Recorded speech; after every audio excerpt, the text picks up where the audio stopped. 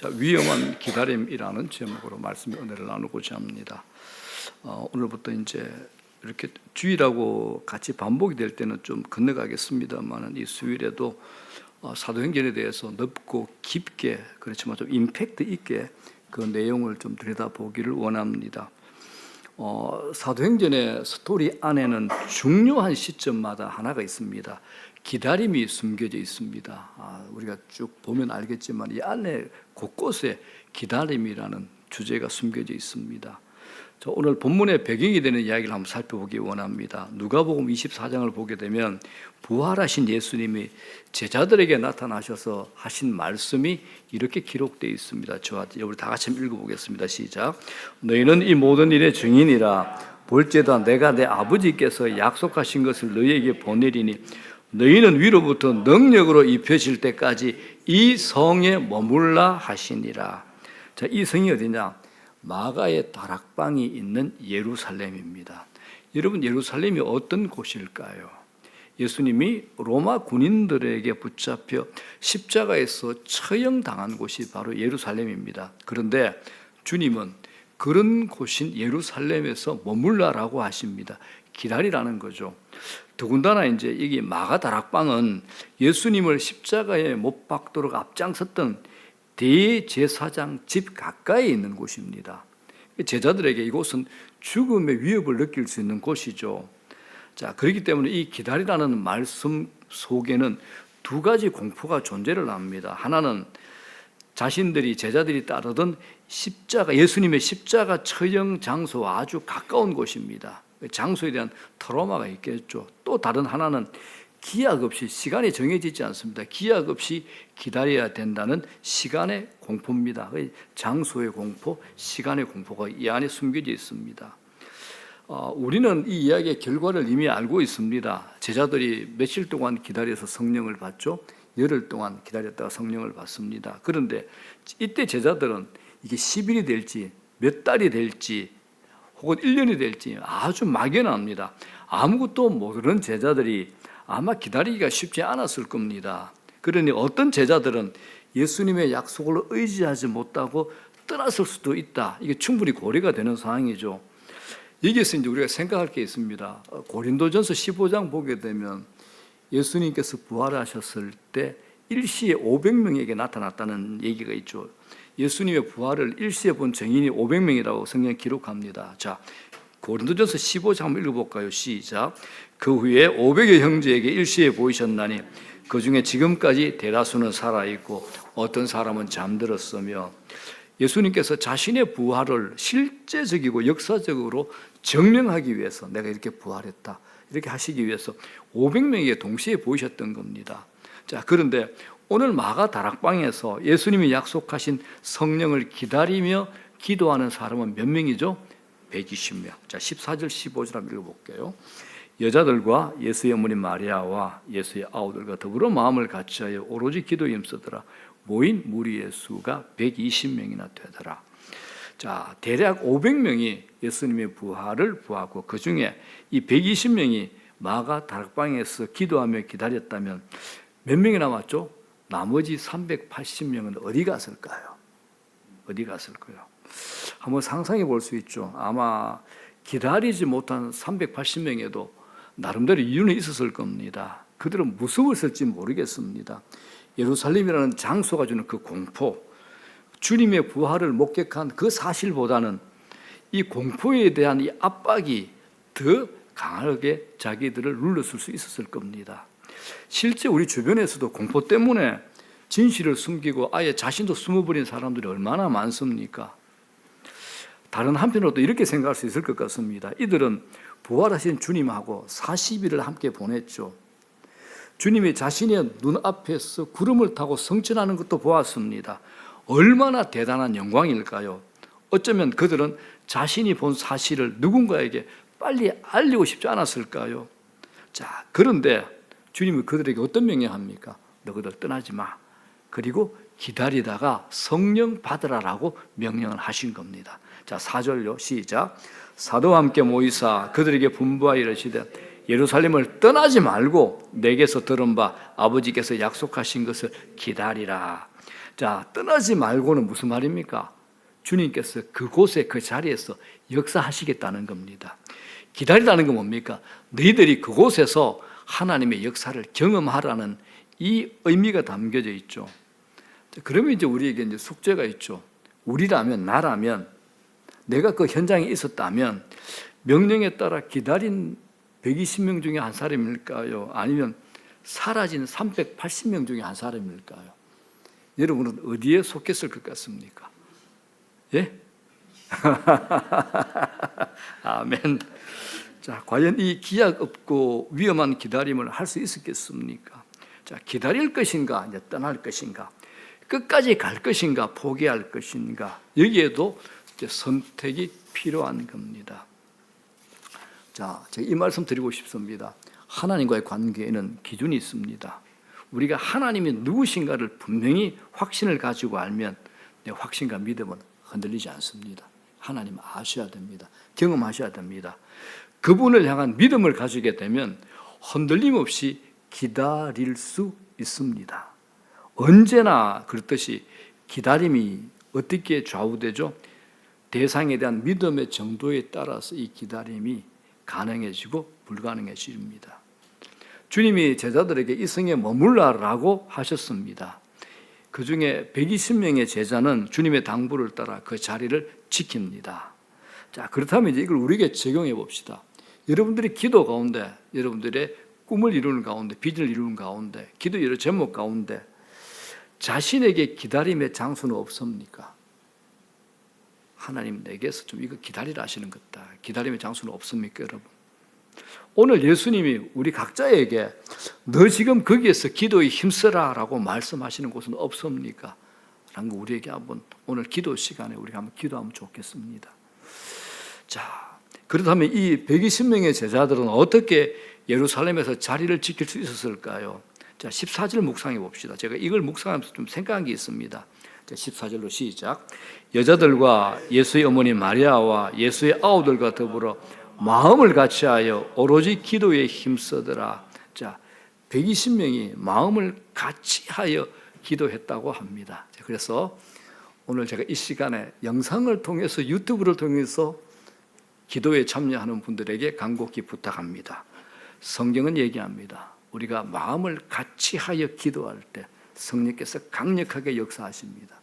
이 시간 비워놓고 오시기를 바랍니다. 제가 이제 조회수를 확인하잖아요, 그죠? 한 주 정도 지나고 나면 많게는 100명까지는 보시는 것 같아요. 우리 교인 아닌 분도 많이 있겠지만 화미교회 교인들은 이 유튜브를 통해서 보시는 분들은 가급 지금 이제 봄이니까 나오시기를 바랍니다. 마음을 같이하여 오로지 기도에 힘쓰면서 우리가 하나님의 일하심, 하나님의 역사를 함께 경험하자라는 겁니다. 그 메시지 성경에서 이 구절을 이렇게 해석을 합니다. 다 같이 읽어볼까요? 시작. 이들은 끝까지 이 길을 가기로 뜻을 모으고 온전히 하나가 되어 기도했다. 온전히 하나가 되어 기도했다.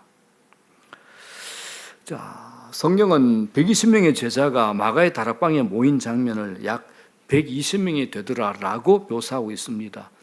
이 표현도 놀랍죠. 우리는 보통 이제 생각할 때 500명 중에 120명밖에 안 남아 있으면 떠나간 380명을 생각하면서 야, 이제는 120명밖에 안 남았네. 이렇게 생각할 법도 한데 성경은 뭐라 그럽니까? 120명이나 모여서 기도하니 든든하다라고 성경이 이렇게 묘사합니다. 그렇기 때문에 우리 화미교회 오늘 참석하지 못한 분들 우리가 아쉬워하지 말고 있는 우리들끼리 모여가지고 든든하게 함께 기도하는 겁니다. 얼마 전에 지방에 계신 어떤 분하고 통화를 하다가 그분이 이런 얘기예요. 목사님, 세상적인 문화 또 이 세상적인 힘 이게 너무 강하다 보니까 점점 크리스찬들이 줄어들고 있는 것 같아요. 이런 얘기를 하더라고요. 근데 요새 성령께서 제게 주신 마음이 있습니다. 저희들이 이제 복음 전합시다 하다 보니까 성령께서 제게 어떤 마음을 주셨냐면 아니 그러면 우리가 전도할 사람이 더 많아지는 거 아니냐. 우리한테 기회가 더 많은 거죠. 제가 그렇게 얘기했습니다. 우리가 그렇게 생각하고 더 전도하자, 복음 전하자라고 얘기를 했습니다. 자, 이 120명은 마음을 합하여 같이 하기로 결심했습니다. 같은 마음으로 합심하여 기도하니 얼마나 힘이 됐겠습니까? 이들은 하나님의 약속이 끝나지 않았다라고 믿었습니다. 자, 12절 보겠습니다. 시작. 제자들이 감람원이라 하는 산으로부터 예루살렘에 돌아오니 이 산은 예루살렘에서 가까워 안식일에 가기 알맞은 길이라. 제자들이 이 마가 다락방에 모이기 전에 감람원이라는 산에 다녀왔습니다. 그곳에서 그들은 예수님이 성천하시는 모습을 보고 돌아왔죠. 그들의 마음이 어떻겠습니까? 우리 예수님이 성천하시다니 마음이 들떴겠습니까? 만약 제가 그곳에 있었으면 그 마음보다는 야, 이제 큰일 났다. 예수님 없으니까 우리 어떻게 살아가냐? 예수님 왜 우리만 두고 가셨냐? 하는 두려움, 불안감이 더 컸을 것 같습니다. 그들이 감람원에서 돌아와 이 감람원에서 돌아와 그 불안한 마음을 가지고 마가 다락방에 모인 거죠. 그런데 이들은 주저하지 않았습니다. 제자들은 주님의 약속을 붙들기로 함께 한 마음으로 동의를 한 거죠. 우리가 함께 여기 모여서 예배드리자, 뜻을 모아 기도하면서 성령을 기다리자 하고 함께 동의를 한 겁니다. 만약 제자들이 주님의 이 약속을 붙들지 않았더라면 얼마나 큰 실망에 붙잡혔을까요? 자, 여러분, 진정한 기독교의 모습, 교회의 모습을 여기서 볼 수 있습니다.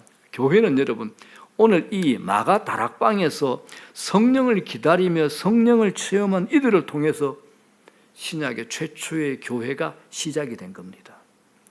기독교 신앙을 가진 사람들의 공동체가 교회라는 이름으로 이때 시작이 된 겁니다. 여기에서 교회의 정체성이 아주 명확하게 드러납니다. 교회는 주님의 약속을 기다리기로 동의한 사람들의 공동체입니다. 약속입니다. 약속. 마음을 같이하여 기도에 힘쓰는 사람들의 공동체입니다. 마음을 같이 하는 거죠. 그래서 어떤 의미에서 교회에서 몇 명이 모이느냐, 이거는 본질적으로 중요하지는 않습니다. 120명이든 380명이든 500명이든 성경은 중요하지 않다고 말하는 것 같습니다. 너희들 마음을 모았느냐, 이게 중요하다라는 겁니다. 교회는 자신의 생각을 가감없이 말하는 공동체가 아니라 이 약속을 붙드는 공동체라는 거죠. 약속입니다.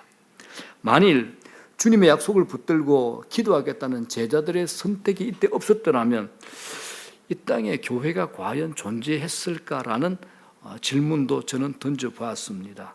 그렇다면 하나님은 교회가 아닌 다른 방법으로도 일할 수 있었겠다라는 것을 저는 생각이 듭니다. 하나님은 교회가 없어도 충분히 다른 방법으로 일하실 수 있는 분이거든요. 교회 역사는 몇 년입니까? 2000년인데 하나님은 훨씬 그 전부터 이 땅에서 일하고 계셨습니다. 그러나 그때에 제자들이 주님의 약속을 붙들었기 때문에 오늘 우리가 이렇게 교회에서 예배를 드릴 수 있게 된 겁니다. 그래서 저는 설교할 때마다 이런 두려운 마음이 자주 들고 납니다. 주님, 저는 이 자리에서 제 얘기를 합니까? 아니면 주님의 약속을 선포합니까? 라는 이 마음으로 준비를 합니다. 이런 두려움이 우리 모두에게 있어야 됩니다. 하나님, 우리 화미교회는, 우리 교회는, 우리 공동체는 주님의 약속을 붙들고 한 마음으로 기도하는 공동체입니까? 아니면 내 뜻과 내 생각을 끊임없이 던지면서 만들어가는 공동체입니까? 라는 질문을 우리가 해야 될 것 같습니다. 만일 우리가 주님의 약속을 붙들지 않고 한 마음으로 기도하지 않는다면 하나님은 더 이상 우리 공동체를 통해서 일하지 않으실 겁니다. 교회는 건물이 아니죠. 교회는 하나님의 약속을 붙드는 믿음의 공동체가 됩니다. 참된 교회 공동체는 명확한 표징이 있습니다. 표식이 바로 하나님의 약속을 의지하면서 기다리는 겁니다. 주님을 신실하게 믿는 사람들이 모인 공동체만이 이 기다림을 견뎌냅니다. 어떤 공동체는 나는 못 믿지만 하고 모이는 공동체도 있을 거고, 어떤 공동체는 나는 하나님의 약속을 믿습니다 하면서 모이는 공동체가 있을 겁니다. 하나님은 단순히 며칠이 아니라 몇 년을 기다리게 하실 수도 있습니다. 우리가 하나님의 약속을 믿을 때 적극적으로 기다릴 수 있는 거죠. 여러분, 우리 삶에서 하나님의 능력을 경험하지 못하는 이유가 빠른 포기 때문이라는 것을 생각해 보신 적이 없습니까? 우리에게 필요한 것, 이거 꼭 말씀을 드리고 싶습니다. 내 마음대로 되지 않는 상황 중에도 하나님을 신뢰하고 의지하며 나가기. 내 마음대로 되지 않는 상황에도, 뜻대로 풀리지 않는 상황에도 하나님의 인도하심에 집중하기. 아무 목적을 이루지 못했을지라도 좌절하지 않고 옳은 일 하면서 기다리기. 자, 우리 다 같이 한번 읽어봅시다. 시작. 내 마음대로 되지 않는 상황 중에도 하나님을 신뢰하고 의지하며 나아가기. 뜻대로 풀리지 않는 상황 중에도 하나님의 인도하심에 집중하기. 아직 목적을 이루지 못했을지라도 좌절하지 않고 옳은 일을 하면서 기다리기입니다. 그래서 이 시대 제일 유명한 강해 설교자, 영국 웨스트민스터 교회 담임을 하셨던 영국 왕실의 닥터이기도 했던 로이드 존스 목사님의 책 진정한 기독교에서 이걸 계속 강조합니다. 교회는 철저하게 하나님이 하신 일에서 시작한다. 하나님은 세상을 포기하지 않고 여전히 일하시며 우리를 찾아오신다는 겁니다. 성경에 하나님 일하시면 한번 생각해 보십시오, 여러분들. 아담과 하와가 에덴 동산에서 불순종해서 선악과를 따먹었을 때, 그래서 큰 혼란에 빠져 있을 때 아담과 하와가 하나님 찾았습니까? 안 찾았습니다. 하나님께서 먼저 친히 동산으로 내려오셨던 겁니다.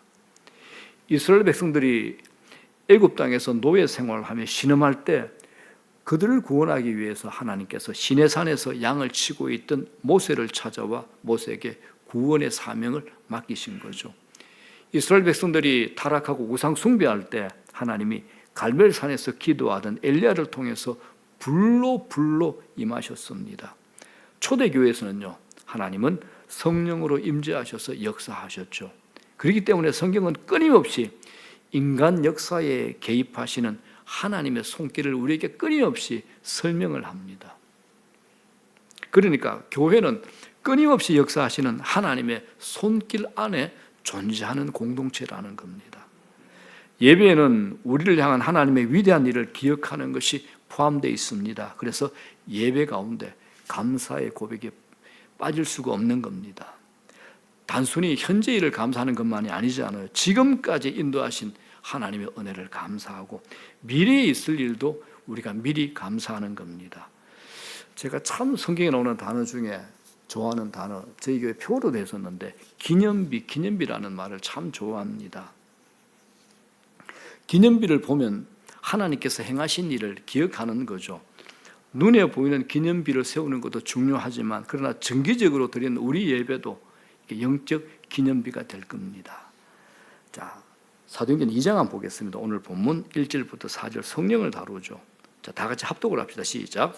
오순절 날이 이미 이르매 그들이 다 같이 한 곳에 모였더니 호련히 하늘로부터 급하고 그들이 앉은 온 집에 가득하며 마치 불의 혀처럼 갈라지는 것들이 그들에게 보여 각 사람 위에 하나씩 임하여 있더니 성령이 말하게 하심을 따라 다른 언어들로 말하기를 시작하니라. 120명의 제자가 주님의 약속을 기다리기로 선택한 결과로 교회가 시작되었다면 바로 이런 성령의 역사가 오늘날 우리 교회에도 분명한 표징으로 보여야 된다고 저는 그렇게 믿습니다. 그래서 우리 모두가 성령을 사모하고 성령 충만을 기도 때마다 구하셔야 됩니다. 주님이 가르쳐 주신 기도 중에서 일용할 양식을 주시옵고라고 우리에게 기도하라 그러잖아요. 일주일분 아닙니다. 한 달분 아닙니다. 매일의 양식을 구하라고 기도 가르치지 않았습니까? 똑같습니다. 은혜도 여러분들 우리가 매일 아침 기도가 왜 중요하냐? 은혜도 매일 구하셔야 됩니다. 내일까지 은혜 아닐걸요? 그날 하셔야 됩니다. 성령 충만도 아침에 구하셔야 됩니다. 매일매일 하셔야 되는 겁니다. 자, 성령의 역사가 무엇인지 성경을 통해서 명확하게 알 수 있죠. 자, 1절에서 3절까지 보게 되면 성령에 대한 현상을 설명합니다. 그리고 4절은 그런 현상에 따른 실체를 나타내죠. 1절에서 3절은 성령이 임하는 현상을 우리가 이해할 수 있는 한도 내에서 표현을 합니다. 성령이 강하게 임재했는데 불의 혀처럼 임재를 하죠. 오순절 성령의 역사는 오늘날 우리에게 어떤 방법으로 일할지 임할지 모릅니다. 문화에 따라 표현 방식이 다를 수 있지만은 그러나 결과 하나는 명확할 겁니다. 성령 충만함을 받은 제자들이 성령이 말하게 하심을 따라서 다른 언어들로 말을 한 거죠. 이게 이제 좀 전에 봤던 로존스 목사님의 진정한 기독교에 나오는 이 내용이 나옵니다. 그래서 이렇게 되어 있죠. 다 같이 읽어볼까요? 시작. 기독교는 능력입니다. 기독교는 급하고 강한 바람이었습니다. 기독교는 변화를 일으키는 능력입니다. 기독교는 사람들을 변화시킵니다. 기독교는 제자들을 변화시켰으며 그 결과 약하고 겁많고 소심하고 무기력하고 쓸모없던 그들이 하나님의 강한 용사가 되었습니다. 기독교는 경의입니다. 기독교는 사람들을 깜짝 놀라게 합니다. 교회는 철저하게 하나님이 하시는 일에 근거하며 우리 그리스도는 철저하게 그 능력을 경험하며 고백하는 사람들이라는 겁니다. 자, 진정한 기독교 저기에 나오는 길을 제가 조금만 더 인용해 보겠습니다. 하나님의 손길이 여러분의 영혼에 닿는 것을 느낀 적이 있습니까? 하나님의 손길이 내 영혼에 닿는 것을 느낀 적이 있습니까? 하나님께서 여러분을 다루셨고 여러분의 삶에 들어오셨으며 여러분이 할 수 없는 일을 하셨다는 것을 경험하셨습니까? 질문합니다. 자, 여기서 또 우리가 물어봐야 될 질문이 또 하나 있을 것 같습니다. 왜 성령께서 제자들에게 각기 다른 언어로 말하게 하셨을까? 물론 예루살렘에 모인 많은 사람들이 디아스포라죠. 이걸 흩어진 유대인이라 그러는데 뭐냐 그러면 이 유대인들이 바벨론 포로도 잡혔죠. 그때 아수르한테도 망했죠. 그러다 보니까 해외로 많이 나갔습니다. 그들이 또 자기들이 배운 율법이 있잖아요. 절기 때는 고국으로 돌아와서 절기를 지내죠. 타국에서 살다 보니까 자기 모국어 히브리어를 잃어버리고 각양각색의 언어를 사용하게 된 겁니다. 모두가 이제 유월절을 지키려고 왔다가 삶에서 경험해 보지 못한 방식으로 하나님을 만나게 된 겁니다. 자, 그러면 우리가 이런 질문도 할 수 있잖아요. 아니, 하나님이시라면 자기에게 예배드리는 그 수많은 사람들을 한 언어로 얘기해가지고 예루 사람들 모두가 다 알아듣도록 할 수 있으면 좋았을 텐데 왜 그렇게 하지 않으시고 각기 다른 언어로 말하게 하셨을까라는 질문을 던질 수 있죠. 자, 이 부분에서 하나님께서 일하시는 방식하고 그분의 마음을 깨달을 수 있게 합니다. 하나님은 늘 인간들의 혼돈 속에 찾아와서 일하셨던 것처럼 교회는 혼돈 속에 있는 사람, 영적으로 힘들어하는 사람들을 찾아가서 우리는 그들에게 복음을 전해야 됩니다. 어떤 분이 이런 얘기를 하더라고요. 목사님, 제가 교회 다니는 사람 말고 세상 사람들을 만날 기회가 좀 있었습니다. 만났는데 자기가 화들짝 놀랐대요. 정상적인 사람이 절반이 안 되더래. 아주 번들하게 입고 와서 자기에게 함께 얘기를 하는데 어떻게 이런 생각을 할 수 있지? 이런 사람들이 우리나라의 지도자가 된다. 이거 심각하겠군 하는 그런 분들을 아주 많이 만나게 되면서 깨닫게 됐답니다. 야, 아픈 사람 정말 많다. 이분이 신앙이 그렇게 깊은 분이 아니에요. 그런 얘기를 내한테 고백을 하더라고요. 그렇기 때문에 우리는 여러분 사람들에게 복음을 들으러 오라고 말하는 공동체가 아니라 이 시대는 하나님 말씀을 전하기 위해서 현장으로 나가는 공동체가 되어야 될 것입니다. 사람들을 만나러 가는 공동체, 그들을 찾아가서 복음을 전해야 되겠죠. 자, 하나님의 교회는 본질을 잃을 때마다 무섭고 놀라운 일을 행하셨습니다. 예수님이 십자가에 달리셨을 때 지성소 휘장이 찢어졌죠. 갈라졌습니다. 성소와 지성소를 가로막던 휘장을 가르시고 우리를 왕같은 제사장으로 삼으셨죠. 자, 마태복음 27장 이렇게 증명하죠. 시작. 예수께서 다시 크게 소리 지르시고 영혼이 떠나가시니라. 이에 성소 휘장이 위로부터 아래까지 찢어져 둘로 나뉘고, 이 성소 휘장은 굉장히 높습니다. 지성소는. 그 다음에 굉장히 또 제가 알고 있기로는 고급 천으라 이 정도 두께가 되는 걸로 알고 있습니다. 이거는 절대 사람의 손으로 찢을 수 없고 칼로도 안 찢어지고 굉장히 두껍습니다. 근데 이게 예수님께서 십자가에서 돌아가실 때, 영혼이 떠나실 때 이 성소의 휘장이 위로부터 아래로까지 제일 정중앙으로 찢어진 겁니다. 교회가 할 수 있는 착각이 있습니다. 하나님이 일하신다가 아니라 교회가 하나님을 지킨다. 교회가 하나님의 일을 시킨다. 이렇게 착각하는 겁니다. 저는 우리 교회가 성령의 역사와 하나님이 일하시는 방법을 다시 한번 새롭게 순종하면서 바라봐야 할 것이다라고 생각을 합니다. 하나님이 우리 사용할 겁니다. 그런데 우리 방식으로는 일하지 않으실 겁니다. 그래서 교회는 기존의 방식이 아니라 새롭게 일하시는 하나님의 방식에 순종할 때가 되었다라는 생각을 하게 됩니다.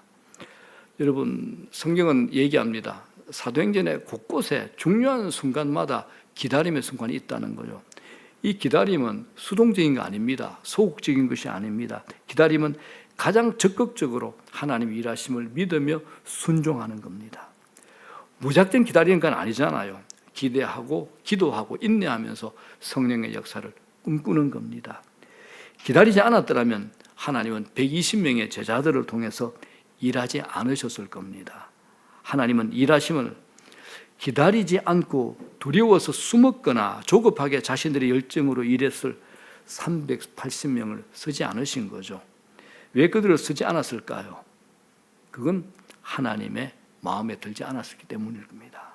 자, 우리 모두가 하나님을 기다리며 그분의 일하심에 순종하는 믿음의 공동체요, 새로운 하나님의 역사를 만들 수 나가는 우리 화미교회가 되기를 주의 이름으로 축복합니다.